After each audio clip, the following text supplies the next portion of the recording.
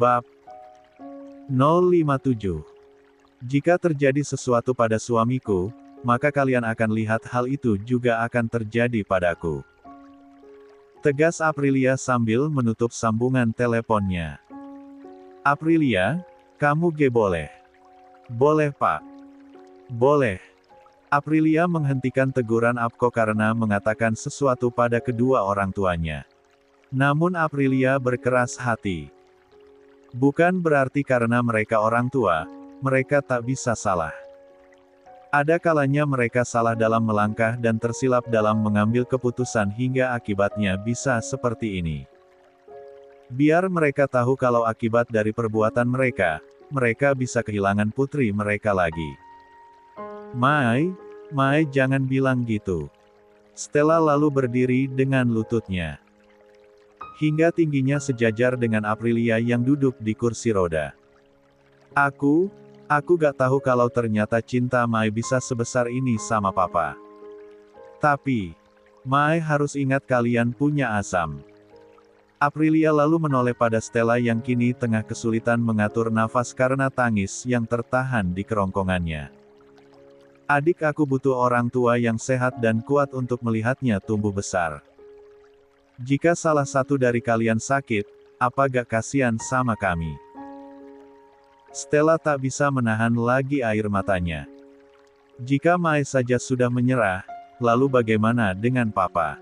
Tolong bangunlah Mai, buktikan kalau cinta kalian tak akan menyerah walau sejuta rintangan seperti apapun di depan mata. Buktikan kalau kalian bisa menghadapi semuanya. Stella lalu memeluk ibu sambungnya itu. Tangis kedua wanita yang awalnya terikat dalam persahabatan itu kian menjadi. Jangan menyerah Mai, jangan menyerah. Aprilia memeluk Stella erat. Benar apa yang dikatakan Stella. Ia tak boleh menyerah bahkan beranggapan buruk tentang keadaan Boril. Ia harus bangkit dan semangat. Demi Boril dan Asam. Ia akan membuktikan jika kekuatan cintanya bisa mengalahkan kesulitan ini. Tidak dipidana. Barang siapa melakukan tindakan pembelaan terpaksa untuk diri sendiri maupun untuk orang lain. Kehormatan kesusilaan atau harta benda sendiri maupun orang lain. Karena ada unsur serangan atau ancaman yang sangat dekat dan yang melawan hukum pada saat itu.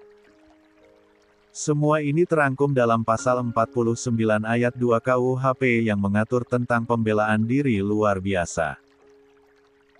Ucap kuasa hukum yang dipercayakan Bayu untuk mendampingi Alex yang sudah memberikan keterangan di kantor polisi.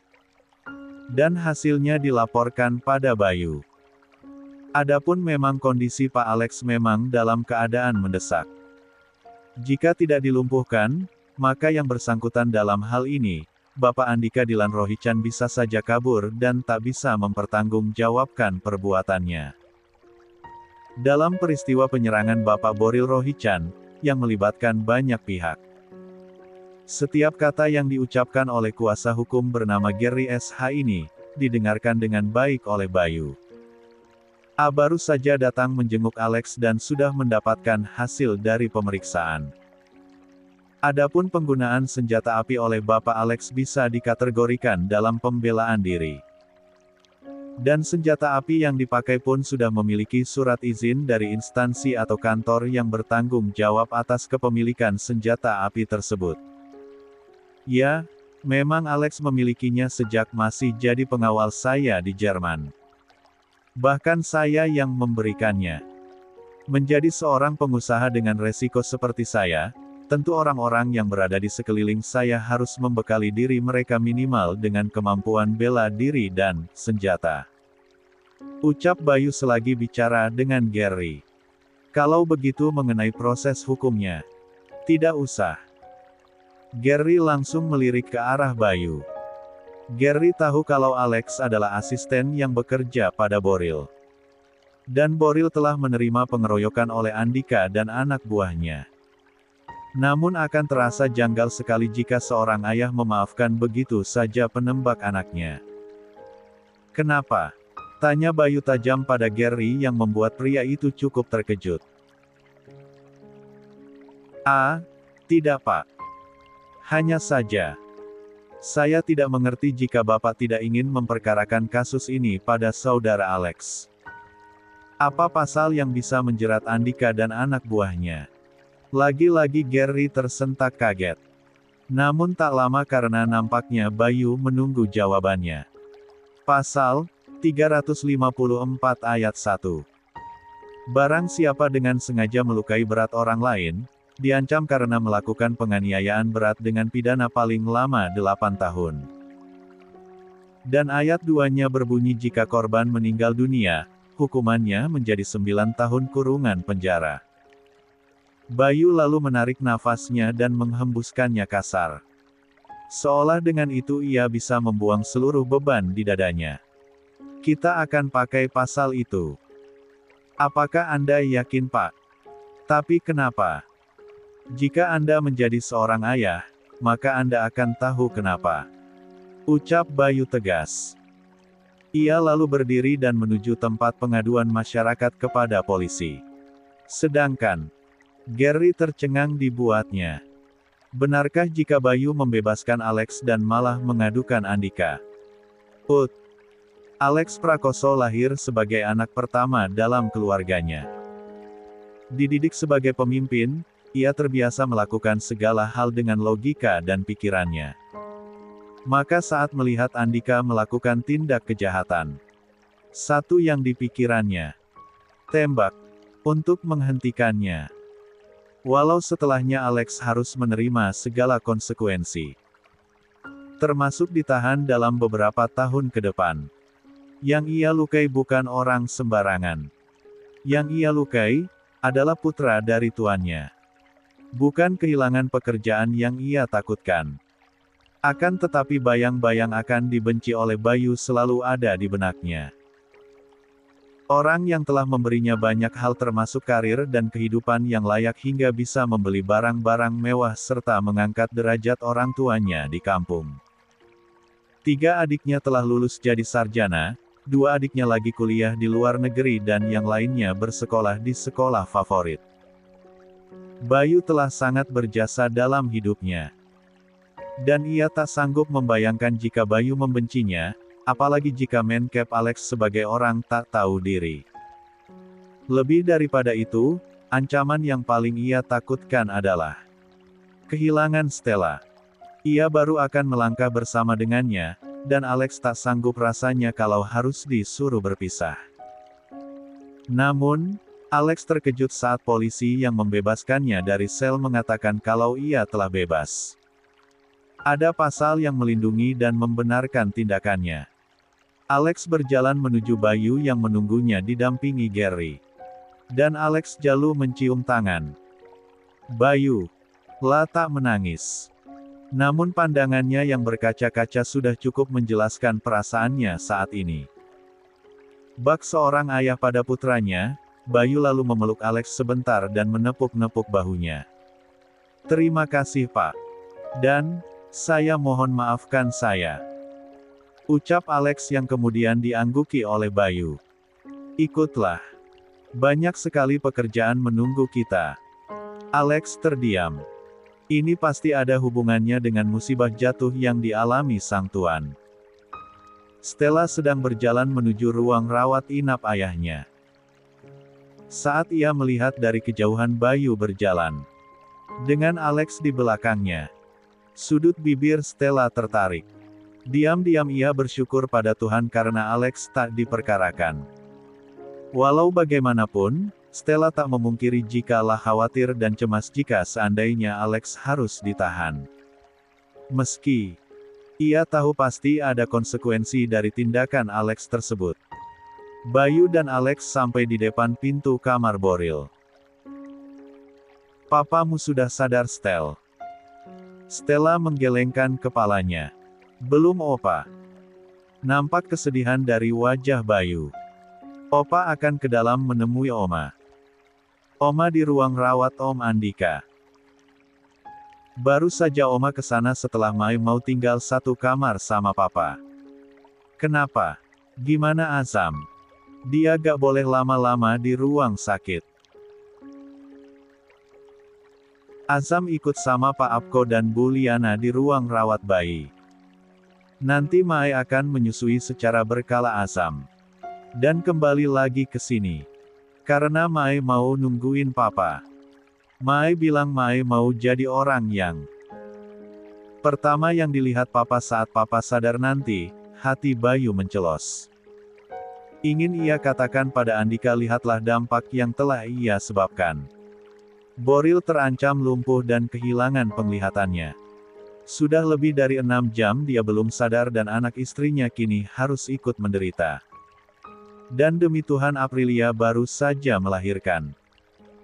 Ia butuh istirahat, begitu juga dengan bayinya. Opa. Bayu lalu menoleh ke arah Alex.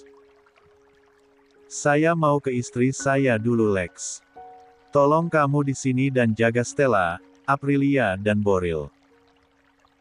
Siap, Pak. Bayu lalu menepuk bahu Alex dan ia tersenyum pada Stella. Lalu pergi ke ruang rawat Andika. Tinggal Stella dan Alex di sini. Tak ada yang memulai pembicaraan. Tak ada yang lebih baik dari keduanya. Meski tak mengalami seperti Boril dan Aprilia, namun Alex dan Stella sama terlukanya. Melihat orang yang disayangi tengah terluka dan bahkan berjuang antara hidup dan mati adalah hal yang paling menyedihkan yang pernah dialami oleh keduanya. Alex memperhatikan wajah Stella. Matanya yang sembab sepertinya gadis itu tak berhenti menangis sejak semalam. Dan kini air mata itu jatuh lagi. Stella merasakan ada yang menghapus air matanya. Netranya lalu bersirobok dengan Alex yang memaksakan senyumnya demi menghibur wanita yang akhir-akhir ini menguasai hati dan pikirannya. Mulai sekarang, mau sedih atau senang kamu bisa berbagi sama Mas. Ya. Stella tersenyum dalam tangisnya dan Alex pun membawa gadis cantik itu dalam pelukannya dan membiarkan Stella menumpahkan segala kesedihannya. Alex mengelus rambut Stella dan melihat dari pintu kaca betapa orang yang paling dihormatinya selain Bayu, Boril, tengah terbaring tak berdaya dengan sang istri yang menungguinya. Papa pasti sembuh kan, Mas? Aku gak mau Papa kenapa-napa, tanya Stella masih tergugu dengan tangisnya dalam pelukan Alex. Ya, Bapak pasti sembuh. Ia adalah orang terkuat yang pernah Mas kenal dan orang paling optimis dalam hidupnya. Stella menganggukkan kepalanya. Papa pasti sembuh. Papa pasti sembuh. Ucap Stella berkali-kali seolah mensugesti pada dirinya sendiri. Alex perlahan melepaskan pelukan Stella lalu memegang bahu gadis cantik itu. Bapak pasti akan sembuh. Karena tangan Bapaklah yang Mas jabat saat ijab kabul nanti. Stella tak sanggup lagi menahan tangisnya. Lalu menghambur dalam pelukan Alex. Merasakan titik balik dalam hidupnya. Saat Stella menemukan pria baik-baik yang akan memilihnya menjadi pendamping hidup, disinilah ujian sesungguhnya telah dimulai. Papa yang dia sayangi tengah tak berdaya dan entah sampai kapan kelopak mata itu masih setia menutup. Enggan untuk memberikan bahkan hanya setitik cahaya pun, bagi setiap hati yang menanti kesadarannya. Apa yang kami rasakan sekarang, nanti pun akan kamu rasakan saat menjadi orang tua. Satu hal yang harus kamu ingat, hujan tak pernah memilih di bumi mana ia akan jatuh. Begitu juga dengan kasih sayang kami. Sudah tertulis jika kami harus mencurahkan kasih sayang pada kalian. Dan tak pernah pilih-pilih. Kasih sayang kami jatuh sama rata. Andika menatap fokus pada langit-langit kamar rawat inapnya. Dengan ucapan terakhir dari Cindy sebelum meninggalkannya dan berpindah menunggui Boril yang belum sadar juga. Saat Andika membuka mata, ada sedikit haru di hatinya ketika melihat orang tuanya tengah duduk menungguinya. Raut bahagia Larasati dan kelegaan Bayu begitu dirasakan dengan sangat jelas oleh Andika. Bahkan Bayu langsung memanggil dokter dan memeriksa Andika. Dokter pun mengatakan kalau kondisi Andika semakin membaik dan menunjukkan perkembangan dalam penyembuhannya. Karena luka-luka Andika tak terlalu banyak. Dan karena kondisi daya tahan tubuhnya yang baguslah, ia cepat siuman. Berbeda dengan Boril yang sudah melewati 24 jam namun belum menunjukkan tanda-tanda akan bangun. Andika pikir saatlah membuka mata dan melihat kedua orang tuanya tengah menungguinya, maka keadaan telah berubah. Ia pikir Bayu dan Cindy akan memaklumi apa yang diikaukannya. Namun ternyata, Bayu dan Cindy tak bicara sedikitpun. Mereka hanya bahagia kalau Ja telah sadar. Karena jika telah sadar dan sehat kembali, maka Andika akan dihadapkan dengan proses hukum. Seperti ucapan Bayu padanya sebelum pergi tadi. Kewajiban Papa sebagai orang tuamu, sudah Papa lakukan. Menunggui sampai sadar dan memberikan pengobatan atas sakitmu. Dan sekarang kewajibanku sebagai ayah Boril, untuk menuntutmu dalam proses hukum. Jadilah pria sejati. Hadapi hukuman dari kejahatanmu. Bayu tertawa lirih. La sendiri kini di kamar rawat inapnya. Cindy dan Bayu telah pergi. Meninggalkannya. Kata-kata Bayu dan Larasati begitu menusuk ulu hatinya. Wajarkah berkata demikian saat La sedang sakit? Separah itukah kejahatannya? Hingga sepertinya tak ada kata maaf sedikitpun. Apakah ini hukumannya? Apakah ini konsekuensi dan resiko yang harus Ja tanggung jika mempertahankan cintanya? Kenapa Boril begitu mudah didukung untuk mendapatkan Aprilia? Bahkan seluruh orang membantunya. Mengapa tak ada yang berdiri di sebelahnya? Mengapa tak ada yang mengerti perasaannya? Ia telah jatuh cinta. Siapa yang mau disalahkan dalam hal ini? Bukankah cinta itu datangnya dari Sang Maha Cinta? Sehingga ia pun tak bisa menolak datangnya rasa ini. Andika masih terbaring di atas ranjang rumah sakitnya. Esok ia akan didampingi oleh kuasa hukum untuk mempertanggungjawabkan perbuatannya. Dan ia telah dilaporkan oleh Bayu sebagian Rohichan, ayah kandungnya sendiri. Lagi-lagi dalam kesendiriannya di ruangan itu, Andika tertawa. Yang kemudian entah mengapa untuk pertama kalinya, ia menangis. Saking herannya La langsung menyeka air matanya lalu melihatnya dari ujung jari dan langsung tertawa kembali dalam tangisnya. Kenapa menangis? Jangan menangis. Jangan menangis. Aku bukan penakut. Jangan menangis, ucapnya pada diri sendiri. Di kursi tunggu rumah sakit, Bayu dan Cindy tengah bicara berdua. Maafkan Papa. Cindy menggelengkan kepalanya. Ia menghapus air mata yang baru saja jatuh. Sebuah permata harus ditempa dahulu agar berkilau. Baru akan kelihatan harganya. Jawab Cindy. Dan Bayu pun paham dengan apa yang dikatakan oleh istrinya barusan. Mereka telah berumah tangga selama lebih dari 40 tahun. Dan Bayu tahu betul jika Cindy pasti memaklumi apa yang dilakukannya dengan melaporkan Andika dan anak-anak buahnya. Serta menuntut proses hukum atas dirinya. Karena seperti Boril yang telah menyadari kesalahannya setelah diberi ujian, maka mereka berharap Andika pun akan seperti itu. Boril belum sadar juga. Belum Pak. Dokter menyarankan agar orang terdekatnya mengajak bicara. Agar merangsang kesadarannya.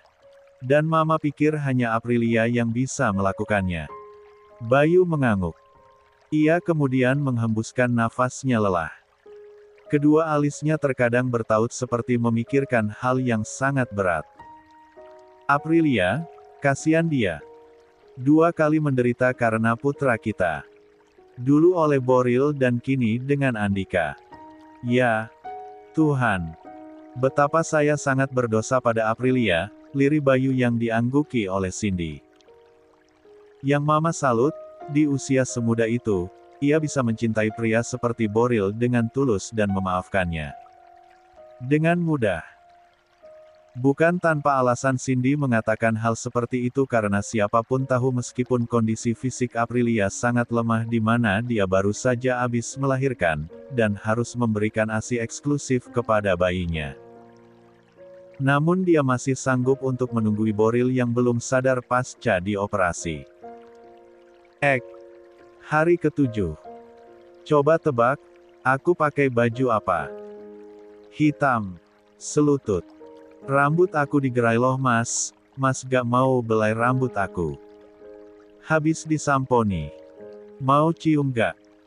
Tak ada jawaban.